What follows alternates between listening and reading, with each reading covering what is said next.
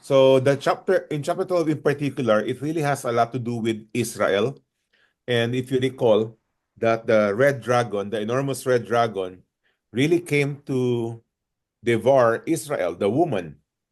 And it has not stopped until today. The video that I said that I'll be showing you for today, yung I am Israel, um, when I went to watch it, it's really all about Alia. Are you familiar with Alia? Anybody who knows Alia? Meron ba may alam? Alia? Alia is basically the return of the Jews from from the world, from anywhere in the world, back to Israel. That's called Alia. And so the background of this documentary, I Am Israel, are different Jewish people coming from different countries, from Russia, from Ethiopia, from America, from Europe, returning back to Israel. Now, I thought na parang, it's redundant. It's just talking about different individuals. So I just chose one, and then the rest, I would like us to listen to Amir Sarfati, if you're familiar with him. And he'll be speaking about the rapture and the fig tree. But before that, let me read a couple of verses concerning, the prophecies of scriptures. First is Isaiah 46. Remember the former things, those of long ago. I am God, and there is no other. I am God, and there is none like me. I make known the end from the beginning, from ancient times what is still to come. I say, my purpose will stand, and I will do all that I please. That's God speaking. Isaiah 14:27. For the Lord Almighty has purpose, and who can thwart him? His hand is stretched out, and who can turn it back? In other words, what the Lord planned to do from the start, it is going to happen. What he says is going to, any prophecy from scriptures is going to be fulfilled. Now, yesterday, actually, no, 2 days ago, I was watching actually a sermon from Peter Tanchi from CCF. I like the way he broke down just the history of Israel, and I have it here. Just quickly, from 2000 BC is the call of Abraham to the land. In 1240 BC, Joshua finally brought the people from Egypt and entered the promised land. In 1040 BC, Israel was under Saul, David, and Solomon. 930 BC, this is now very important. It is where the kingdom of Israel was divided into the southern kingdom and northern kingdom. In 722 BC, the northern kingdom falls under the Assyrians. 586 BC, the southern kingdom falls under the Babylonians. And this is what I'd like to point out. In 70 AD, the temple in Jerusalem and Israel was totally destroyed and burned under the Romans. And since from that time, 70 AD, roughly about 2,000 years ago, Israel has not been in existence. Zero. They were all scattered all over the world, and many of them went to Europe and other countries. That is why in 1948, the Jewish nation was once again established. May 14, 1948. So this is the reason why that until today, we have this issue about the Palestinians, that the Jewish people are land grabbers and etc. Because for 2,000 years, there was no official country of Israel. Now, Israel, FYI, under the Roman rule, who destroyed them at 70 AD, renamed the country, sorry, renamed the country, here you go, at 135 AD. Oh, let me see here. At 135 AD, the Romans renamed Israel, Judea, to Palestine. That is so that Israel will be remembered no more. This is where the big problem that we are having today, because the I people are see. saying that it belongs to Palestine. But Palestine is just a renaming by the Romans of Israel to Palestine, so that Israel will be remembered no more after destroying it in 70 AD. That's the background there. And since then, after Israel was once again came out of World War II, the Jews came back once again to Israel from different parts of the world. And so the fulfillment of scriptures in Ezekiel, for example, 37, verse 11 to 14, then he said to me, this is God speaking to Ezekiel, Son of man, these bones are the people of Israel. This is where Ezekiel was standing in a mountain of dry bones.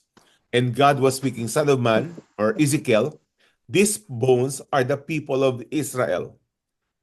They say, the bones, our bones are dried up and our hope is gone. We are cut off. That is what Israel was saying, that they were cut off from God and they are a people of no hope. Therefore, God speaking, prophesy and say to them, this is what the sovereign Lord says. My people, that's the dry bones, that's Israel, my people, I'm going to open your graves and bring you up from them. I will bring you back to the land of Israel. That's very important. Remember, who can thwart the plans of God? And God is saying here, you dried bones, uh, Israel, who was scattered all over, who was exiled out of your land, I, that's God, will bring you back to the land of Israel. Then you, my people, will know that I am the Lord when I open your graves and bring you up from them. I will put my spirit in you and you will live, and I will settle you. Here you go again. Settle you in your own land. That's the promise of God. And God keeps his promise and he speaks of the future as if it's of the past. Remember the verse earlier? Then you will know that I, the Lord, have spoken and I have done it, declares the Lord. So once again, in 70 AD, it's called the Siege of Jerusalem, where Achias have prophesied that no stone will be on top of another. In 70 AD, Jerusalem, Judea, and the whole of Israel was destroyed. Millions of people died, and whoever survived have left and went to different parts of the world. So nothing was left in Israel from 70 AD. And when Mark Twain visited Israel, the Holy Land, in 1867, the land was a barren wilderness. And here's a picture of what Israel looked like when the Jews started to come back in the early 20th century. There's nothing but dry land, no water, no grass, no trees, no nothing. And Mark Twain says, oh, let me see here. Uh, what is this that came out? Okay, he says, there was hardly a tree or a shrub anywhere. Even the olive and the cactus, those fast friends of worthless soil, had almost deserted the country. I mean, there was nothing. And this was in 1867 when Mark Twain visited Israel. But what did the Lord say? Prophecy of the Lord, Ezekiel 36. But you, mountains of Israel, will produce branches and fruit for my people Israel, for they will soon come home. That's the Lord speaking. Isaiah He will raise a banner for the nations and gather the exiles of Israel. He will assemble the scattered people of Judah from the four quarters of the earth. So, from when Mark Twain visited Israel in 1867, which was dry land, nothing was growing, it's basically dead and barren. Today, this is Israel, green, and produces, by the way, Israel right now is the eighth strongest country in the world. He is the number one exporter of fruits in Europe. From a barren land to producer of fruits and exporter of fruit, it also exports water because number one desalination plant is in Israel. It exports water to Egypt, to Jordan, and even to Gaza. So that's what Israel is today, and it's a tech hub. I mean, a lot of companies have started from Israel. So that's the background I want us to know, because the Lord has been keeping his promise, and you and I are seeing today of the fulfillment of those prophecies. And so I would like us to watch a quick video, not only of I Am Israel. I've shortened it just to one testimony of how an Aliyah, a Jew from another country that went back to Israel. But the rest of the time, we are going to watch a video from Amir Sarfati looking at Israel as God's prophetic time clock. We might look at many different things saying, oh, there's war here and there's earthquake here and so on. But really, Israel is the main time clock for us to see that we are really approaching the coming of the Lord. And the verse that Amir will be reading and taking and teaching from will be in Matthew 24.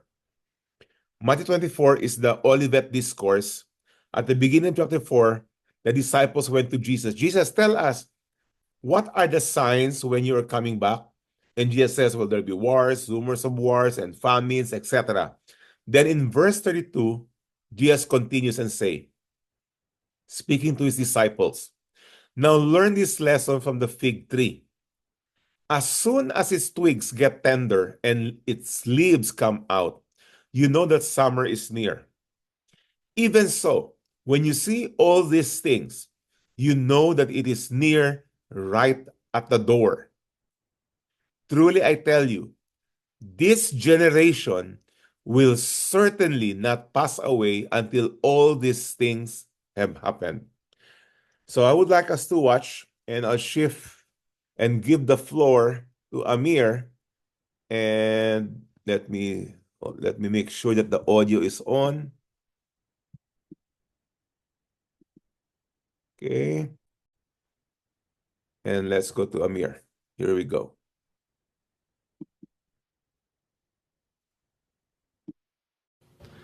So Matthew 24, verses 32 to 35, that's the topic of our message this morning.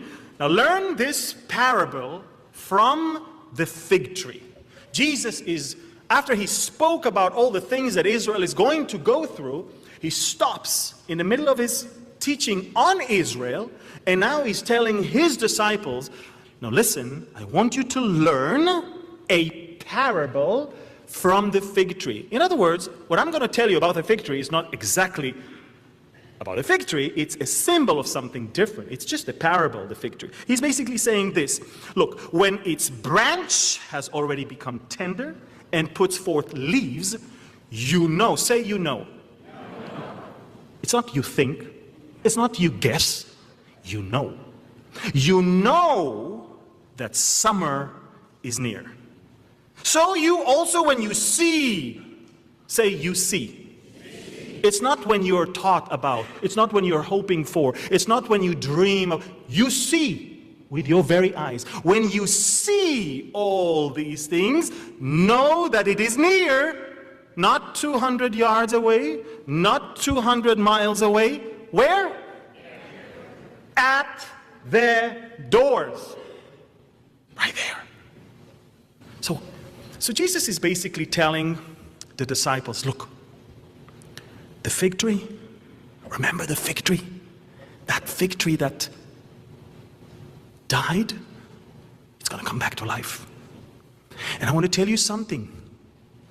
This generation that is going to live, it says, the generation that will by no means pass away, will. It says, the generation that will see the rebirth of that tree, that generation shall not pass away. Until these things take place. What things? He's coming back. Heaven and earth will pass away, but my words will by no means pass away. Just like God says through the psalmist and the prophets so many times in the Bible. The flower fades, the grass withers, but the word of God stands forever. Wow. So he stopped his entire description of the end times of Israel, and he's telling them, listen, I want to talk to you now, not as Israel, but you're different. You followed me, and you can escape this. And if you're going to be living through the days to see the fig tree blooming, that's it. That's the last generation. Wow. You need to pinch yourself right now. You know? So he says it's a parable, which means the fig tree is just a symbol. But before we talk about the fig tree, let's talk about the fact that he just mentioned the word generation. And let's face it, scholars and theologians and teachers and pastors for years were pondering and debating on what is a generation. Some say 20 years, some say 30 years, some suggest 40 years, others say longer than that. The generation question was always there. So I want to show you what has to be a generation that he meant. What are the other options that actually cannot really hold water? Okay, so first of all, we have to understand a generation biblically has always been the longevity of mankind. You can see it in Genesis, in Psalms, in Jeremiah, in Acts, in Joshua. It's always been so that a generation, as described in the Bible, begins at conception. For all those who are pro-abortion, life begins at conception. So if you're talking about a lifespan begins at conception. And it ends at death. Okay? It's just that he's having fun swimming for 9 months. Where is he? Swimming. He's alive. You always make sure he's alive. But he's just swimming. And he has some weird food that you don't have to buy. It's just, you just produce it, that's all. Amazing. Amazing to see. I always was amazed when I touched my wife's pregnant belly, when I could see the foot of the baby. You know, he was, and I was like, I don't know if I could be a pregnant woman. Forget about the birth pangs and all of that. I'm talking about the fact that there's a living creature inside of you. Amazing. He's alive. How can people say that it's not a living creature? He's there. He's kicking. He's talking. It's amazing. And he's swimming. And he's so happy. Has no clue what's going to happen next. Yes. The average lifespan of a group of people living at about the same time constitutes the length of a generation. In other words, you can be 12 years old here and 92 years old here. It could be an 80 years difference, but everything you see together makes you the generation that is watching those things. Whether you're 12 or 82 or 92, you are still the generation. It's a lifespan of a group of people. Before the biblical flood, the average lifespan of a man was over 900 years. We know that. The Bible records that. Today, if a person makes it to 100, he's a celebrity. But you understand what happened after the flood and with the works of sin and all of that. We can see it's gotten short and shorter and shorter, to the point, by the way, that David the king died when he was 70 and he was considered an old man. And of course, things had improved over the last, 100 years or so, because of the advanced medicine and all of that, now we manage to prolong life. It's no longer 60 or 50, now it's getting back up there to every year we're actually prolonging the average lifespan. You know, there's only one psalm that was written by Moses. Did you know that? One psalm, Psalm 90. Psalm 90 is one of the oldest psalms that were ever written, and the Bible clearly says that a prayer of Moses, the man of God. And then he goes on in verse 9 and 10, and he says, "For all our days have passed away in your wrath. We finish our years like a sigh. The days of our lives are 70 years, and if by reason of strength, they are 80 years. Yet their boast is only labor and sorrow, for it is soon cut off, and we fly away." So, if we already understand that 20 and 30 years is not a lifetime of a generation, and if we also understand that the generation of the wilderness that gave us the idea of 40 years, it's not applicable also, now we see that in the book of Psalms, especially in light of the fact that David wrote most of them, and he lived only to the age of 70, maybe 80 in the good case, is a lifespan of a generation. Interesting, very, very interesting. You can clearly see that 70 to 80 years lifespan for the past 3,000 years was probably the case. And David, of course, lived there. And studies were showing basically that, for example, the life expectancy of those living in the United States in 1850 was less than 40 years, but increased to 47. By 1900, and then mushroomed to 77 years by 1999, and by the end of the 20th century, we see that according to the 2002 World Almanac and Book of Facts, the average life expectancy in the United States is 77 years, 74 for male and 80 for females. Wow. You can live without us, we can't live without you. But it's interesting, for Israel it is 79 years, 77 for males and 81 years for females. And the average life expectancy at birth for Israel is projected to be 82 in the years 2025. So, now we understand we're talking about anything between 70 to 80, maybe a little bit more. Anything. So what generation did Jesus, or was Jesus talking about? Now comes the best part of this message. See, some people think, some teachers, they think that when Jesus talked about that generation shall not pass away, he talked about Israel. But I find it very odd. Why? Because he's talking about a generation that are going to watch Israel. He doesn't talk about the fig tree. He talks about the generation that will see the fig tree comes back to life. Wow. So, I believe it talks about the believers of the time. I believe that the most significant end-time prophecy is the rebirth of Israel and the rebirth of the fig tree. And the fig tree is coming back to life. It's not dead forever. Look at this picture. When the Jewish people started coming back to the land of Israel towards the end of the 1800s, they found exactly what Mark Twain said in his diary that he wrote as a traveler.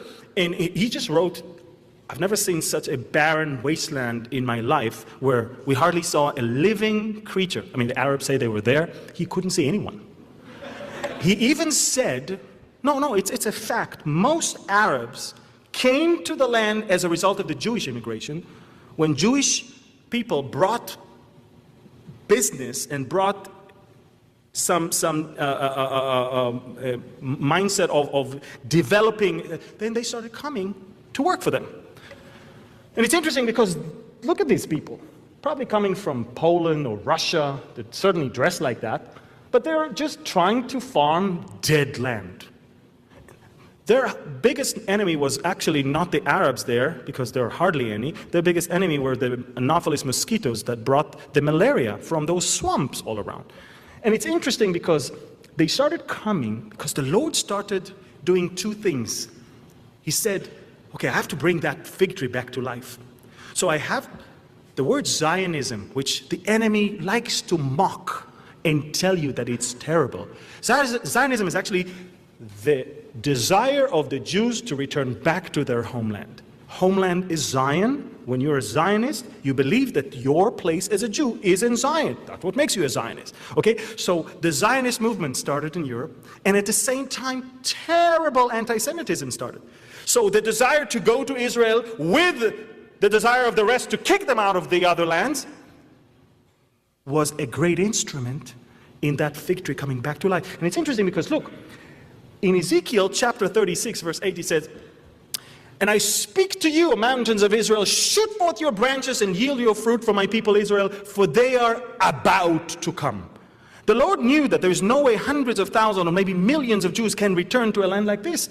It will never work. So what did the Lord do? He spoke fertility and boom, look what happened. Look, today we export food. We listen, while farm workers are 3.8% of the workforce in Israel, we actually produce almost 100% of our food. The Jewish cows are the most productive cows in the world. Every moo is computerized. The cows complain but produce. We are number one in the world in technology to extract water even from the air. We invented the drip irrigation system. We are number one exporter of desalination installations all around the world, and we do that even in Israel. Listen, we use solar energy like no other country does. And 90% of our wastewater is being purified and recycled for agriculture. Guys, I mean, I went to a place that had an amazing pool, and the lady says, guess how deep it is? It was clear. I said, 3 meters? She says, 11. I said, what? She said, taste it. I tasted it. It was amazing. She said, good, I just flushed the toilet. I said, what? Whoa.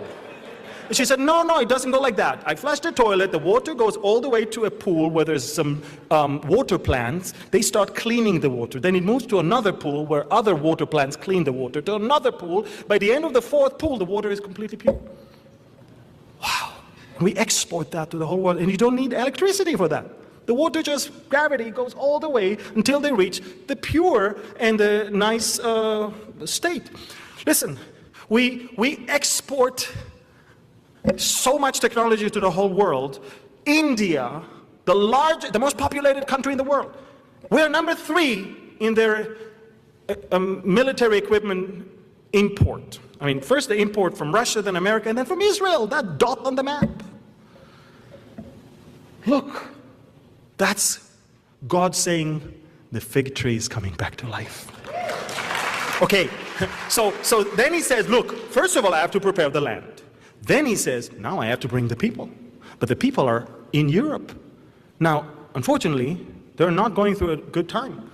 You know, if Ezekiel 36 talked about how God will heal the land in preparation of the return of the Jews to their land, then in Ezekiel 37, Ezekiel was brought to a valley full of dry bones, and Ezekiel was so terrified, and Ezekiel says, what is this? And the Lord says, Son of man, in verse 11, these bones are the whole house of Israel. They indeed say, our bones are dry, our hope is lost, and we ourselves have been cut off. That means they're alive. It's dry bones, but they're alive. It means it's a person that has bones and skin, but no hope. He thinks that God forgot all about him. And I remember thinking about these verses for so long, and then I stumbled into a picture from when we liberated the death camps. And I looked at this little boy that has skin and bones, no flesh almost at all, and look at his eyes. There is no hope. All of them think God forgot all about us. And God says, no, No, tell them, behold of my people, I will open your graves, and I will cause you to come up from your graves, and I will bring you into the land of Israel. Not Palestine, the land of Israel. And then he says, and I will know, and then I, the Lord, when I have opened your graves, O my people, I will bring you up from your graves, and I will put my spirit in you, and you shall live, and I will place you in your own land. It's not somebody else's land. It's called Israel, and it belongs to you. So when a U.S. president says, I think that Jerusalem belongs to Israel, it's very biblical. It's not political.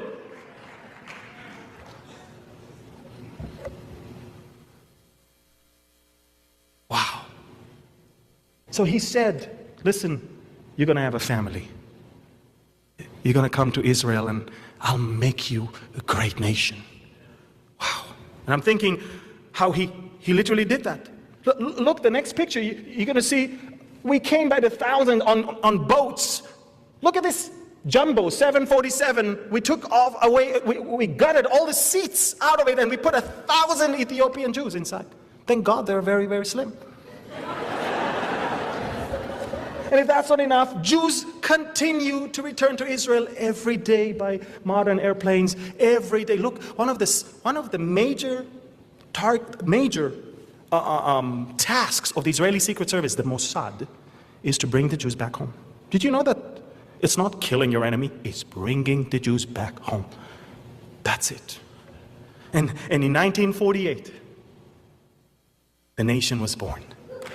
In 1948, the nation was born. And thus, we start the counting of a generation. Think about it. 1948, we were born as a nation that was on the verge of annihilation every day. Every single day of that year, and the following year, and the following year, every day was a day that was a gift from God, because we were supposed to be destroyed. All of our enemies all around us were contemplating day and night, how are we going to destroy them? 1948, 2 hours after what 2 hours? Less than that, after we declared statehood, Lebanon, Syria, Jordan, and Egypt invaded. And if that's not enough, even Iraq invaded. And if that's not enough, the local Arabs started from within. And we ended up the war with 30% more land than we had when we started the war. And doing that with what? 2 aircrafts.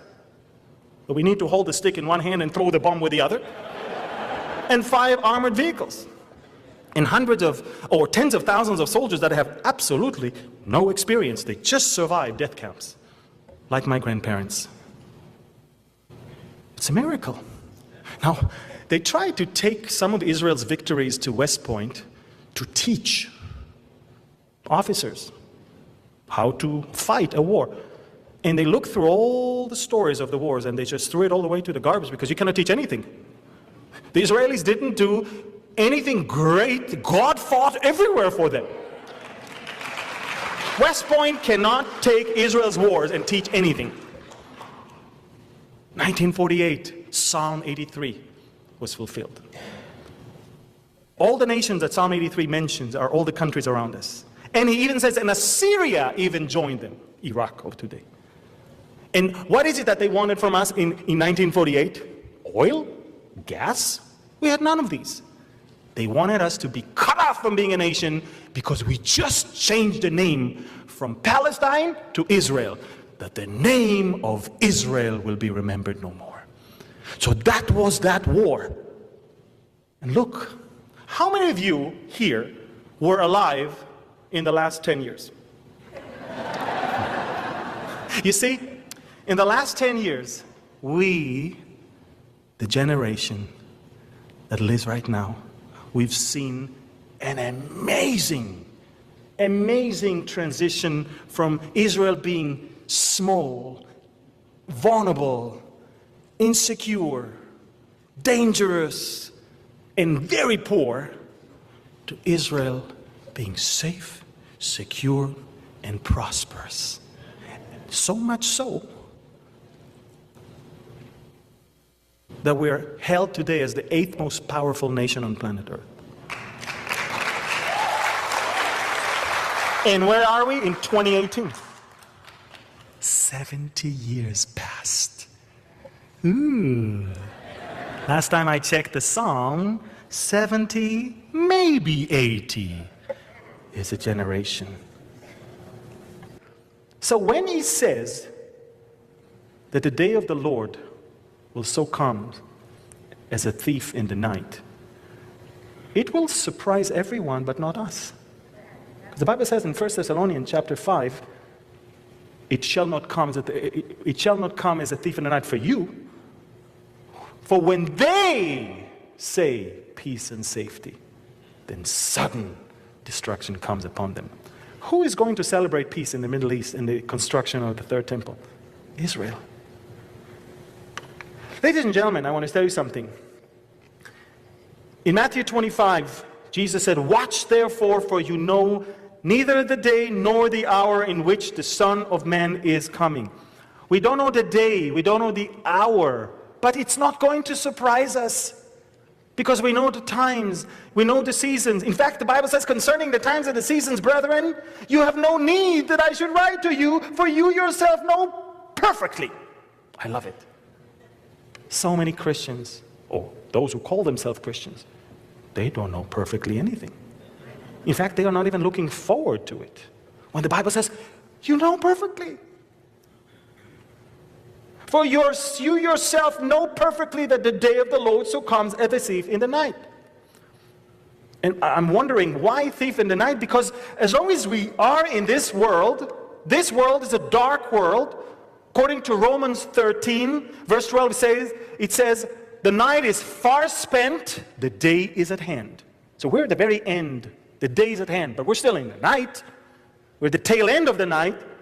1 Thessalonians 5, verse 4 and 5 talked about how we are of the day, although we're still in the night. The night is far spent, the day is at hand, and we are not of the night, but of the day. And this is why I love to conclude this message with the verses from Hebrews 10, 23 to 25. Because I know there's so many Christians that are so tired. They're like, how long can we still stay here? I always tell them, rejoice in the Lord always, you know. Philippians says that, and it says, the Lord is at hand. That's why you need to rejoice. Let us hold fast the confession of our hope without wavering. What is our hope? The blessed hope. For he who promised is faithful. Everything he said has happened. Why do you doubt about the coming rapture when Israel is back in the land, just as he said? The fig tree is alive. And look at this. Let us consider one another in order to stir up love and good works, not forsaking the assembling of ourselves together. That's the biggest disease of the church in the 21st century, is that people stop going to church. They just sit in front of the computer. They think that's church. No, that's not church. Church is church. There is something about corporate worship that cannot be replaced. And if you forsake that, you're very vulnerable. I can tell you that one. And he says, you have to, more than ever before, go to a corporate gathering, he says. This is the manner of some, but exhorting one another, he said, and so much the more as, what does it say? You see. You see. You see, it's not you think, you hope. You see, physically you see. Do you see Israel back in the land? Do you see the transition of Israel to safe, secure, and prosperous? Do you see Rosh coming all the way? Do you see them on our border? Do you see Iran and Turkey contemplating against us? Do you see the hook in the jaw, the gas that we find? Do you see that Israel is blooming? He says, as you see the day approaching.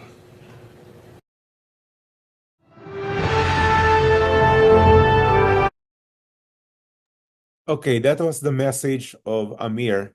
Now, this next one is a portion of that video, I am Israel. So just speaking about one testimony of a Jew who returned back to Israel. Okay?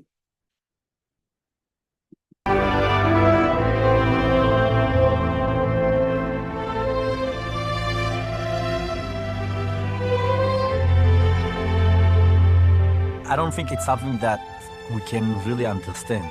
It's not that we changed the land, it's not that we brought a new soil or something like that. The land really came back to herself. It's like a dead man that came back to life. The grapes Yaakov harvests to create his wines come from very special places. Elon Moreh, where God made his promise to Abraham. The Mount of Blessing, where Joshua said, "As for me and my house, we will serve the Lord." And Shiloh, where the Ark of the Covenant rested. The harvesters who pick these grapes are neither Israeli nor Jewish. Each year, hundreds of Christian volunteers from around the world travel to Israel to prune the vines and harvest the grapes of Jewish farmers in Judea and Samaria at no cost to the farmers. The Bible promises three main things. First of all, that the Jewish people will come back to their homeland. Second, that the land will come back to us. And from the moment that we came back, it's become a heaven. The third thing that many people really forgot, they don't see it, but the Bible talk about it many times all over, that the entire world will come and will participate and will try to help. It's unbelievable. When I see it, I'm crying. The fact that we came back here, okay, but why? Somebody that lives so far away, thousands of kilometers from here, would like to know what's going on, would like to support, would like to be with us, that we will walk together, you know. I think this is the biggest miracle that God gave us in, the last 20, 30 years. Everybody that will come to Israel, touch the land and touch the people, it will change his life. Each one of us looking for something deeper than just the regular life. I believe and I feel and I know that in Israel, maybe it's the best place on earth to really feel it, to understand it. It's easier than all the rest of the world. To me, Israel, it's the best proof God exists and still acting in our world. I don't think you can find a better proof. I am Yaakov Berg, and I am Israel. Father, we thank you so much that we are the generation that shall not pass away. And we know that, Father, because you told us exactly the criteria for this generation. Father, we see the fig tree coming back to life. Israel is back in the land, safe, secure, and prosperous. We see how you miraculously healed the land, revived the language, brought the people from the four corners of the world back to their ancestral homeland. And you have prospered them above and beyond anything any country can ever do in circumstances like that. Father, we see your fingerprints everywhere. And all that is left for us is to see the day is approaching, to hold fast the confession of our hope, and to trust that He who promised is faithful. All right. So let's have a Q&A on this. And any thoughts, question, comment? Anyone? Yeah, really, Mike. Yes, done. Amazing how things are unfolding before us. Proof that God is at work in Israel. Sabi nga, di ba, if you want to believe, anong proof of the existence of God is you watch Israel. Just look what happened to Israel. Exactly. Yep. Yeah. And there is, sabi pa nga, maganda pagsabi ni Amir na the fingerprints of God is all over Israel. So it is really God's time clock. And, the more we know about prophecy, the things yet to come, as mentioned in scriptures and prophesied, wow, it's just amazing. Kung ba nakakilabot, it brings me goosebumps actually. Okay. Any thoughts? Anybody else? Ba't konti lang tayo ngayon? Where's everybody? Already have Thanksgiving, huh? Yeah. Valerie? Yung iba nag-blackout. Yeah, nag-blackout nga, sabi mo. Yeah. Yes, Dad. Anything there to say? Yeah, I think their word is amazing. And I never really thought about Ezekiel and the land of dry bones as being what he presented it to be. And I finally see it. They're like, oh, the ones dead literally brought back to life. Exactly. And I never thought that it was in this context that he was talking about the dry bones coming back to life. Something kasi amazing. We do not read the complete kasi I've heard that sermon before about the dry bones, and it speaks about our lives, na there is no meaning in life. But that dry bones said by Ezekiel is Israel. So we don't have to speculate what it is. It is Israel. So yeah. And you see how God works. Even the plan of Satan to annihilate the Jewish people all over the world was actually the trigger point for which the Jewish people are going back to Israel, which is a fulfillment of God's prophecy. Much like when he tried to kill Jesus the first time he came here on the cross, he thought he was a winner. Satan thought he was a winner. Yay! Napatay ko yung Messiah. Not knowing that that is exactly the plan of God so that Jesus can pay the penalty of the sin of man. Amazing. Yeah. Any more? That being said, there's so many Jews outside yet, right? There's a lot, but a good majority of them are now back in Israel, and the what do you call this? Anti-Zionism is still very active in the world today, in America, in Europe, and all parts of the world. So every day there is always what we call an aliyah. That's what I was telling you earlier. Aliyah is the going back of a Jew from wherever country comes from and then back to the land.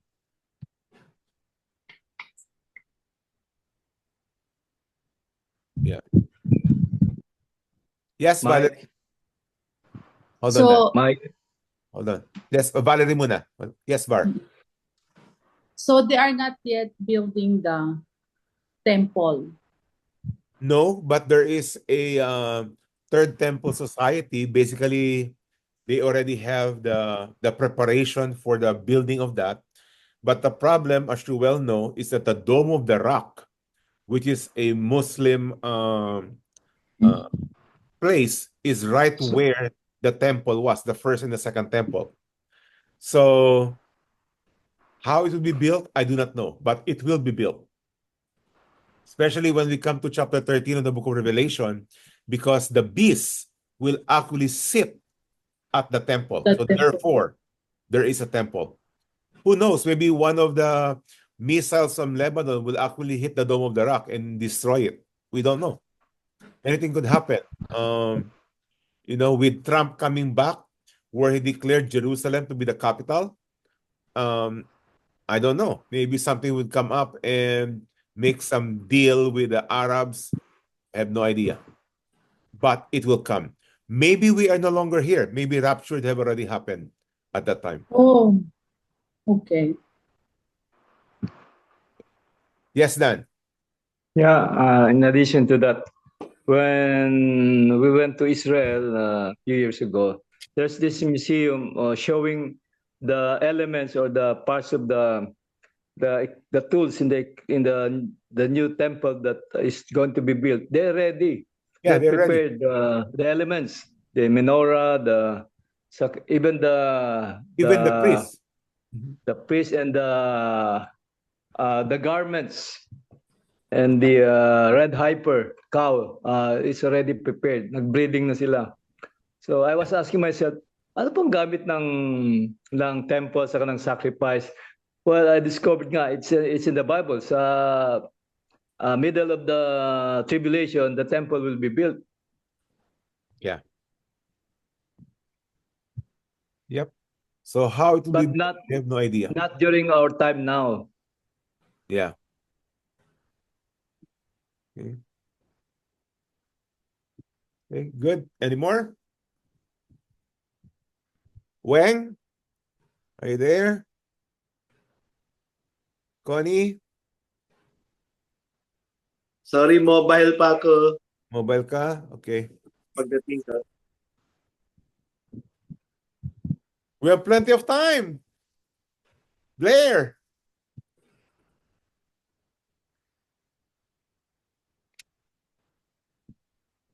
Oh.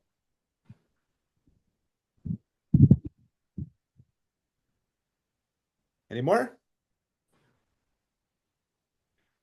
So yeah, that is Mike, yes, Con. the mother of Elon Musk is of Jewish descent. Okay. May Musk. That's why he supports Trump, because Trump is for Israel.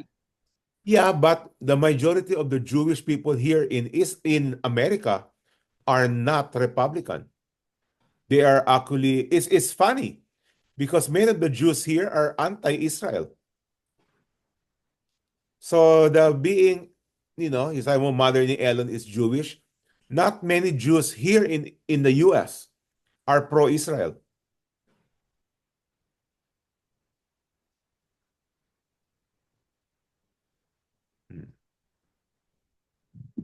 Secular Jews. Yeah, even today in Israel, about a third of the Jewish people are secular. When we say Jew, we're talking about ethnical background, no? But the Israelites, the citizens of Israel, 1/3 of Israel are Arabs. 1/3 are Orthodox Jew. And 1/3 are secular Jews.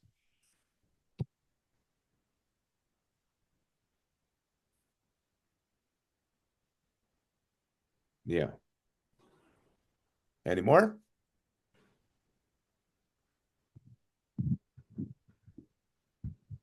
Maybe I trimmed the video too short, huh? Yeah.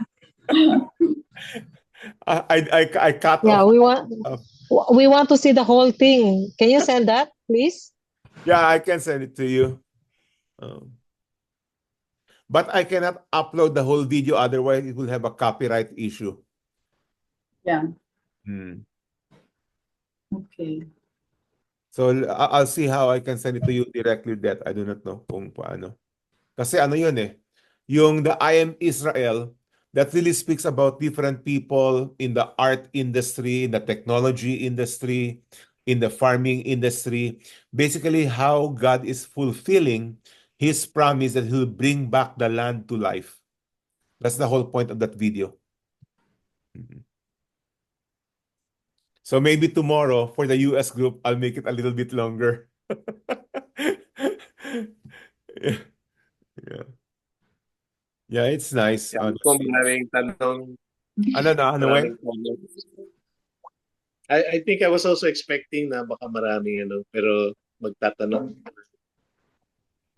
Yeah, wala nga Maybe tanong maybe nakaka-overwhelm, no?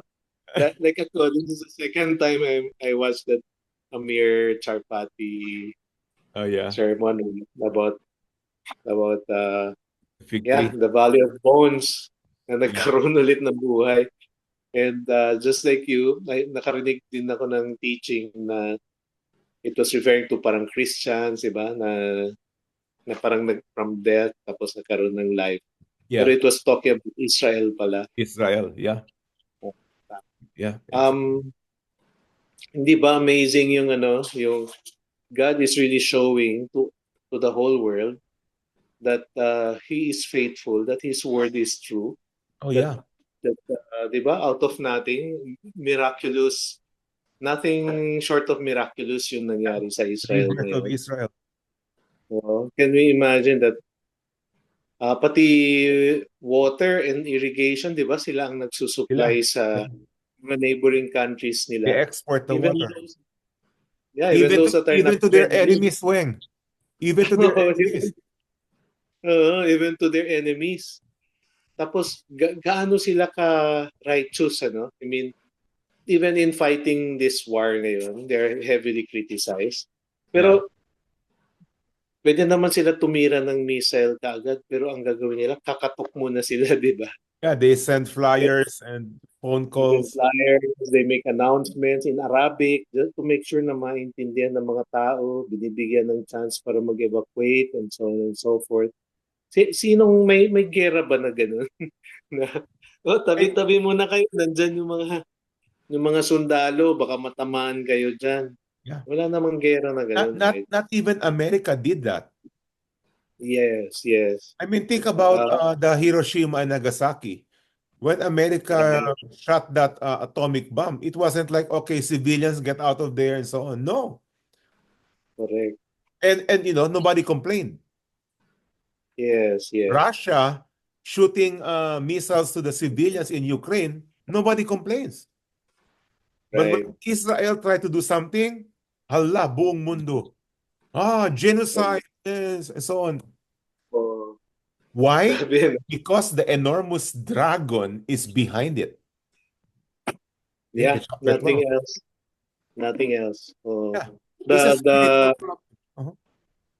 Correct. The opposition against the Jews, yung anti-Semitism, is parang illogical na eh. Parang mahirap intindihin. Bakit? Yeah. Sila lang ba ang ganyan? Sila ba yung parang the worst na talaga that people nagra-riot, nagra-rally, kung saan-saan. Yeah. Nagko-condemn sa mga Jews. But anyway, looking at the Jews din, Mike, konti lang Jews talaga kagaya ni Amir, di ba? Who are Messianic Jew. Messianic Jew. So yung greater majority are Old Testament people, right? Correct. Ang scriptures na alam nila, Old Testament lang. Have they read Revelations? Definitely not. Yeah. Ang nabasa lang nila yung mga Ezekiel, yung mga Daniel, di ba? Kung may mga prophecy about what will happen.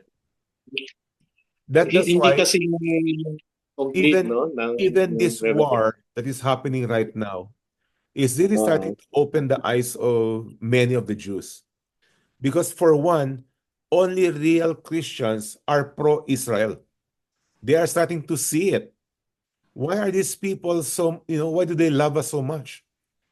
So why are they so, pro-Israel? They start to see it. And, again, right now, what we call in Simon Weng, these are what we call Messianic Jews. Jews who are Christians, believers in Jesus. They are called Messianic Jews. And as we speak right now, there is less than 1% of all the Jews that are Messianic Jews. But the tribulation, as we have learned, the time of tribulation is primarily for the Jews. So a lot of Jews will become believers at the time of tribulation. As a matter of fact, in chapter 7, chapter 8 of Revelation, the main missionaries of the time of tribulation are 144,000 Jewish missionaries. So a lot will actually realize at the time of tribulation, the Messiah we are waiting for has actually already have come. So, yeah. Tapos naka-witness lang tayo ng isang Jew, Messianic Jew, who preaches with so much passion, di ba? And so much, yung parang personal experience. Parang yung faith is an everyday thing para sa kanya kasi nawi-witness niya yun eh. Yeah. Di ba? That's why we can hear yung passion ni Amir Tsarfati, iba talaga. Yeah. And I love it when he prays the benediction, di ba? Yung the Lord bless you and keep you. He prays that in Arabic. Yeah. In Hebrew. At the end of his sermons. Yeah. Grabe, sobrang kinikilabutan ako dyan pag And, nagpe-pray siya. in reality, all Christians must be aware of what's going on with Israel. Israel is not just for Israel. It's for all the children of Abraham. Okay? That's why when God promised Abraham, you will be a blessing to the nations. Okay? Not just blessing to Israel, to the nations, that's you and I. And it's very sad that a lot of Christians are so ignorant about what's going on. And there's even a false teaching, which is called a replacement theology. Okay, for those of you who are not aware, replacement theology is a false teaching that many churches have been teaching, that God basically have forgotten Israel. Israel is just another country. It is just another group of people, and they have denied the Messiah. And so, they're nothing. That's replacement theology. And quote unquote, the word replacement, because supposedly the church has replaced Israel. Not at all. Because the promises of God, the prophecies of God is all about the nation of Israel. So if he broke his promise to Israel, then what guarantee do we have that he will not break his promises with us? That's why I read a text earlier. Who can thwart the plans of God? Okay, that's a rhetorical question. The answer is no one. No one. Yes, Valerie, you were saying something. It's just sad that not, like you said, in the US, the Jews are not pro-Israel. Correct. Yeah. It's just sad. Yeah, it's funny. I mean, that's basically their own homeland. Di ba ano yan sila, Democrats, Mike? And Yeah, Democrats. Although this time around yata, tumaas yata yung support para kay Trump. This recent election, there are more Jewish Americans now who voted for Republican. That's a change. As a matter of fact, in almost all states, okay, a lot of the blue state have become a red state. Even California. California is super Democrat state. Very liberal dito. And yet it has increased to become reddish a little bit. It's still blue. It's still blue, but a little bit reddish. Si Governor Newsom, di ba, natanggal. Yeah. Siya pa rin ba? Siya pa rin. Parang, siya pa rin. But in spite that, no, God does not withhold the blessings to all Jews all over the world, no? They are still leading in businesses, Because of his promise. He's keeping his word. His promise is kept even to those who, grabe, no? Grabe. Is Steven Spielberg a Messianic Jew now? Or not yet? Yeah. Kaya nga, no, despite the pouring of the wrath of God, all at the same time, the grace and mercy of God is still made available. Okay? Oh, Mike, and I remember ang implication yan, Mike, na hindi pa bumabalik yung mga Jew. That means the Gentiles have this great opportunity. Ano ba yung sinabi ni Paul doon? The grafted in branches. Yeah, we are grafted branches. Correct. Parang this is the time for the Gentiles, a chance for the Gentiles to be grafted in. Correct. Yeah. That's why there's we cannot say, ay, mga Hudyo matigas ang ulo. No, it just so happened. But the day will come, Romans 11, and all Israel will be saved. Kaya lang, many of them will be put to death during a time of tribulation. Not just them, the world. The world. The world, yes. Yeah. So praise God, we will no longer be here. And, we're enjoying the presence of the Lord, 1 Thessalonians 4, that we will be with him forever. And I'm very excited about the millennium when we return back with Christ. Oh, that's very exciting. With glorified bodies. Whew. Yeah, that was my question pala. Mike, di ba, you said after the rapture, Uh-huh. and then the 7 years. Correct. So during the rapture, what will Christians be doing? Where will we be in the first Uh, heaven? Are yes, we we are just in gonna sing heaven, and there's songs there? a lot of things going on. Number one is the Bema Seat. Bema Seat is the judgment of Christians on what we have done while in the flesh. Okay, that's one, Bema Seat. Number two is the marriage of the Lamb. So we are going to be, again, united with Christ. Now, on top of that, I have no idea. I mean, 7 years is like just a second, really. Because according to scriptures, if you live in eternity, a day is like 1,000 years, and 1,000 years is like a day. So if a day is 1,000 years, then what is 7 years? That's like a second. It's really quick. Buti na lang, Pero ano? yung iba, nakahiga sa clouds tapos tumutugtog ng harp. Hindi ba ganun? At saka, so kumakanta-kanta lang eh, ano? Yeah. Yeah. Let me show you again just a quick diagram of the end times right there. So this is what you call the pre-trib view. Pre-trib is pre-tribulation.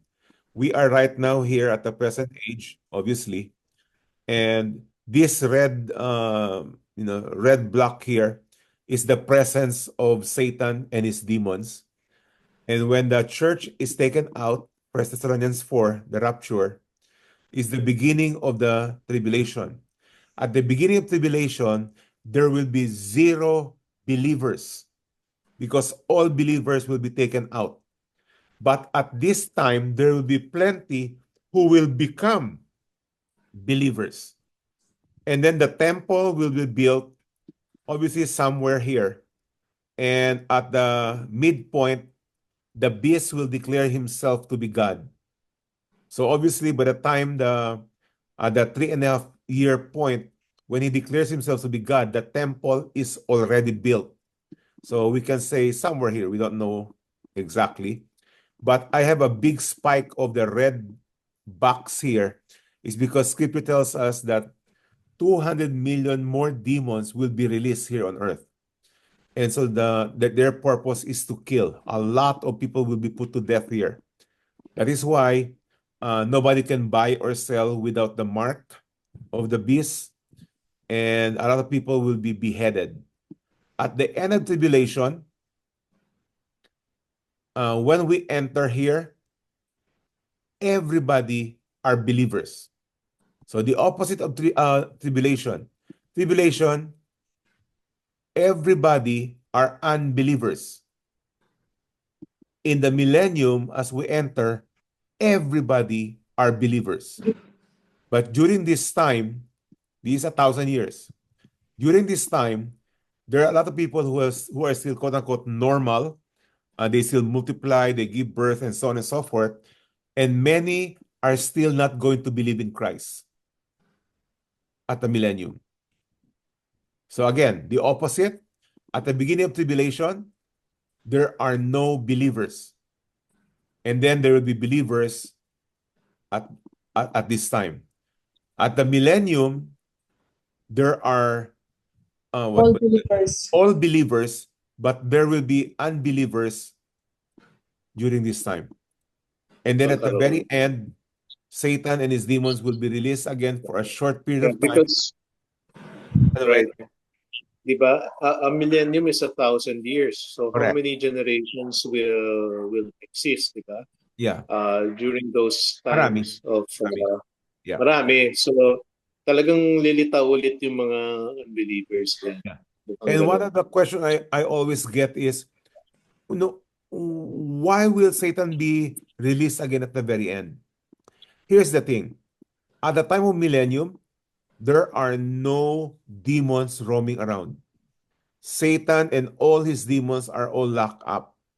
And yet there are still people who will not believe. So what's the point? Satan and his demons are not the main factors for people why they're going to hell. People are going to hell because they choose not to believe.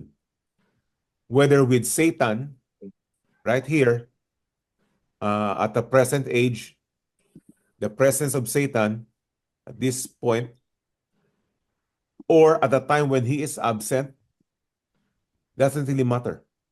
People still do not believe. And then Mike, at the very end, yes. Sige, sorry. Sa perspective ng mga Jew, mga Old Testament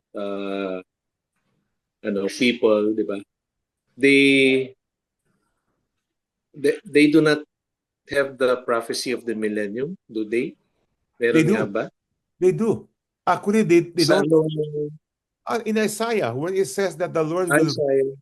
That's why when Jesus came here, they were expecting Jesus to, to do something about the Romans because they want him to rule. That is their picture of the Messiah. Because it seems that the Jews are still waiting for the coming of the Messiah, right? Correct. And based on scriptures that they have, since ni-reject na nila si Christ, ibig sabihin, I don't know, nandun pa yung Messiah para sa kanila as far as they are concerned. Somewhere in the future pa, no? Future pa. So, yung iba siguro, baka sa second coming, hindi, they will be, converted even before the Lord returns, no? That's why they cannot accept Jesus, because their picture of a Messiah is a savior, and a savior from all their enemies. That is their picture in their mind. And that's the millennial Christ, right? That's the millennial Christ, who will exactly. Come in glory. Yeah. To defeat That's all why the enemies. if you ever have a chance to share the gospel with a Jew, go to Isaiah 53. The sacrificing Messiah. They never saw it that way. That the Messiah would actually sacrifice and die for them. The suffering. The suffering Messiah. Okay. So they don't have the view of the first coming and the second coming of Christ. Ang alam lang nila, darating si Christ, right? Correct. Parang yun ang thinking nila ngayon, ganun ang perspective. Yeah. And their picture is that, the Messiah the Christ who will come, will overcome their enemies, will free them from slavery and so on and so forth. Yep. Okay. Good. Any more? Blair? Mike, I might have missed this. Oo, hindi pa ako nakaano yung na-miss kong ano. Sabi mo, during the rapture, 0 believers. Tama ba? Oo. Kailan pupunta yung 144? Well, they will become, these are the Jews who will become believers at that time. They will finally realize that the Messiah that they have rejected, Jesus, is the Messiah that they have been waiting for. Now, how it will come to be, I have no idea. Pero they will become believers at that time, and then they'll be missionaries to the whole world at that time. So, as of now, we don't know if kay sabi mo unbelievers, so hindi sila na-rapture. They remain here. Naiwan sila dito. Yeah. There will be a lot of religious people who will be left behind. As a matter of fact, there will be a lot of church people who will be left behind. Because not all church goers are true Christians. Yes, yes. Pero at that time, they will start to realize, hala, ano lang pala ako, church goer lang pala ako. I never really was born again.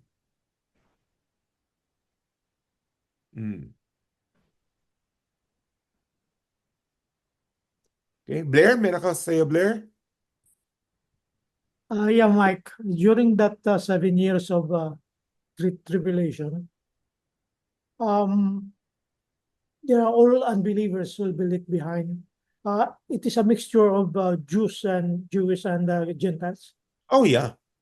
I said, as far as scriptures is concerned, there are only two kinds of people. Believers and unbelievers. It doesn't matter what your ethnic background is. Hapon ka ba? Mexicano ka ba? It doesn't matter. Kaya nga I was, actually making a joke that many people today in hell, yung mga Yung mga Hamas na sa impyerno yun. Pero marami rin sa mga Hudyo na namatay na sa impyerno rin. Sabi nila, uy, ba't ka nandito? Di ba? Yeah. Because all are Magkikita sila. sinners. All have Magkikita sinned. sila yung Yeah. Kita sila doon. All have sinned and all have fallen short. You see, the Jewish people are chosen people, not in the sense where they are chosen to be saved automatically. Hindi yun ang being chosen sa kanila. Paul clarifies that in Romans 11. They are chosen because the word of God will come through them, the Messiah will come through them, and the promises of God are given to Israel. They are what you call Exhibit A. You know, that God's promises comes through to what He says. That is what Israel is all about.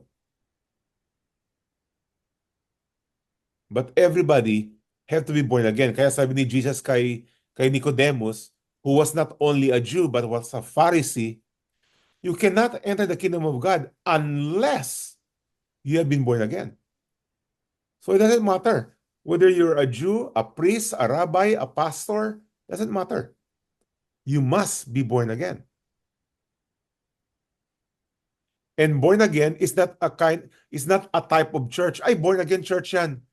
Bakit? Kasi tumatalon-talon sila eh. Born again yan. No. That's not what born again means, okay? So,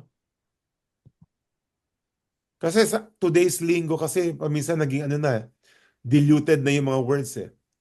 Born again. Born again church or, but they don't really understand what it means. We actually need to be like Nicodemus. What do you mean born again? Shall I enter my mother's womb again? People should be that way. What do you mean born again? Raising my hand? Born again ba yun? Jumping and clapping, yung ba ang born again? Speaking in tongues, yung ba ang born again? We need to be more curious like Nicodemus. What do you mean to be born again? We look at him as fool, but in reality, he's really smart. He wants to find out exactly what to be born again meant. Yeah. I mean, you try to make an experiment. You ask your church mates, what is born again? Ask them that. I wonder how many will be able to fully describe and explain what to be born again meant.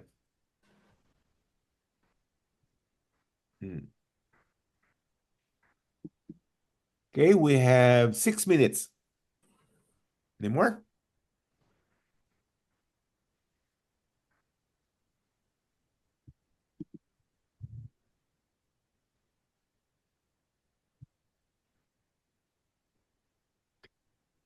Yeah. Yes, Connie, they are, I'm reading her text. They are an agricultural expert, but they are more than just agricultural experts. They are technology experts. Okay, they are medicine experts, financial experts. Kaya nga maraming Nobel Prize silang nakuha. Correct. Kaya it's no wonder na magaling si Moss sa mga invention. Maybe it's in their blood. No. Nothing to do with God. It all has to do with God. God keeping His promise. That is why narinig mo kanina si Amir, sabi niya pa, even West Point tried to study the wars of Israel. And they said, there's nothing in here. I mean, how can you win a war? I mean, with 2 planes, as soon as they declared themselves to be Israel, less than 2 hours later, they were attacked by all the surrounding countries. And they beat them all. How can you explain that? Okay, anyway. Sa West Point, di ba? Yun yung sabi niya. Yeah. Sa West Point, they cannot use that for case study kasi imposible. Yeah. Miraculous. There is no strategy to study. Yeah. I mean, amazing. I mean, tignan mo to. I mean, even the Hezbollah and all of these groups of people, they have been preparing for decades. Ang Hezbollah, for example, and all the tunnels. And they were destroyed in a couple of weeks, starting with a pager. Okay? It took off what? Over 2,000 of their, Hezbollah fighters. I mean, galing. I mean, syempre, you can think about, ang galing, no? But it's all God's word. Yeah. God's promise. At saka yung sinasabi ni Connie pala na, yung sinasabi ni Connie na Nobel Prize winners, right? Yeah. A small, tiny percentage of the world's population, the people na ganun lang ka-maliit na percentage, who has, I don't know how many percent, pero basta sobrang laking percentage ng Nobel Prize says that they receive, right? And then marami dun sa mga prizes yun are in different fields. And like in the field of chemistry ba, or I don't know kung ano, hindi naman puro military parang honors. Did you know that parang sobrang the Philippines matulungin. Sabi nila sobrang matulungin sa humanity, right? Lahat ng contributions, lahat ng nila benefits the whole of humanity. That's why they will bless the nations. Philippines is, believe it or not, Philippines is importing banana seeds from Israel. Philippines! Banana! Ang sabi ni Peter Tanchi, galing yon sa atin na seed, pero mas inano nila. Kumbaga, mas inayos nila. Oh, and then now we are importing from them. Yeah, kasi hindi native sa land nilang bananas. Para sa tropical countries yan, di ba? Exactly. It's crazy. So, anyway, again, these are all the fingerprints of God as He promised in Ezekiel. He will bring the land back to life, and He will bring back His people to the land. And we are actually seeing it happen. We are seeing Iran, Turkey, Russia, they're all coming together as mentioned in Ezekiel 37 and 38. So that war has not happened yet, but it is, well, I guess coming soon. And as we watch the world more and more, there's lots of Jewish haters, which will only draw the rest of the Jews to come back to the land, to Israel. And so it's exciting time. If it's true, whether it be 70 to 80 years, then, 2028 is 80 years. Yeah. So, meron pa parang trivia sa mga Jews who returned. No? So they came from Europe, they came from different parts of the country. Yeah. And they did not have a language. Correct. Inaral nila ulit yung kanilang ancestral language na Hebrew, right? Mm-hmm. And then ngayon, they already speak Hebrew talaga. Everybody speaks Hebrew now, including the president, right? Did you know Pero that nung bumalik sila nung 1948, hindi pa sila marunong. Hindi pa. Imagine they were speaking Russian, they were speaking English, they were speaking German, Polish. I mean, So, did you know, just for us to understand, Philippines was one of those who voted for Israel to become a nation. That's why Filipinos do not need a visa to enter Israel. Okay. So under, who was it? Who was the president back then? 1948. Commonwealth, si Quezon. Quezon. Yeah. And we actually also had, what do you call this? Jewish, what do you call that? Yung refugees. We allowed refugees. Refugees. We are Jewish refugees in the Philippines. At that time.